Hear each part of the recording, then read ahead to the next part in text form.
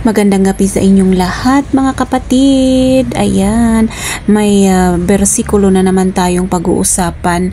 Ito ay sa pangalawang hari or sa English, 2 King chapter 20 verse 5. Babasahin ko sa Tagalog ha. Verse 5. Bumalik ka.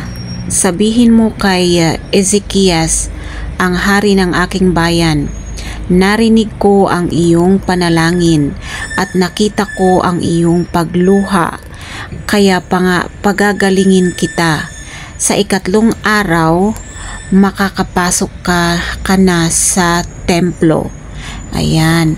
So, bakit ito yung napili ko ngayon? Ito yung nakita ko kaninang umaga kasi na binasa ko. Kasi nitong mga nakaraang araw ay por Diyos por Santo mga kapatid. Ay talagang downtime ko na naman. At yun nga ay dahil dito sa autism son ko na sunod-sunod yung pag-meltdown niya, yung pag-tantrums ba niya. Tapos yun nga parang sabi ko, Lord, ano ba naman? Ay, 14 years nang ganito, Diyos ko. Yung parang sinumpong yung ano bang tawag doon? Sinumpong yung pagtatampo ko kay Lord. Sabi ko, ganun ba talaga ako kasama na hindi ba talaga, parang ang feeling ko kasi hindi ako napapatawad ni Lord kapag ganun na tinitira ako ng kaaway gamit itong anak kong autism. Sobra, Diyos ko, nakaka-stress na yung mga gusto kong gawin, yung mga tinatamaan niya yung mga gusto kong gawin para kay Lord. Doon ako na depress. Tamang-tama kaninang umaga nung nagbuklat ako ng Biblia, itong 2 King chapter 20 verse 5 ang nakita ko. Parang tumugma. Kaya mga kapatid, minsan or kadalasan kapag hinahanap talaga natin yung solusyon sa problema natin kay Lord, ibibigay naman talaga niya kung talagang nagsisik tayo, kung talagang naghahanap tayo.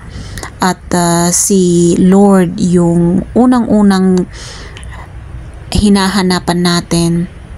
Meron talagang paraan para mapunta tayo sa tamang sagot. Kaya ang masasabi ko lang sa inyo mga kapatid, kahit anong pagtatampo natin, nakikita lahat yan ni Lord. Yung sinabi niya kanina, yung binasa ko kanina na nakita ko ang inyong pagluha. Ganun ba? Narinig ko ang iyong panalangin, sabi niya. So ibig sabihin nun, wag lang tayong tumigil.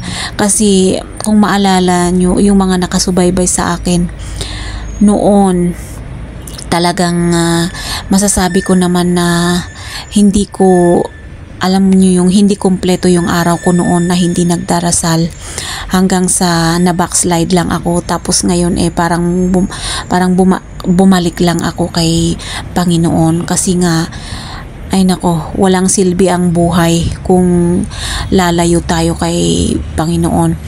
Yung sabi nga niya, maalala ko pa yung mga nabasa ko noon na tag nito, kapag tayo humiwalay sa puno, wala. Kapag ang sanga nahiwalay sa puno talaga, mamamatay yung sanga.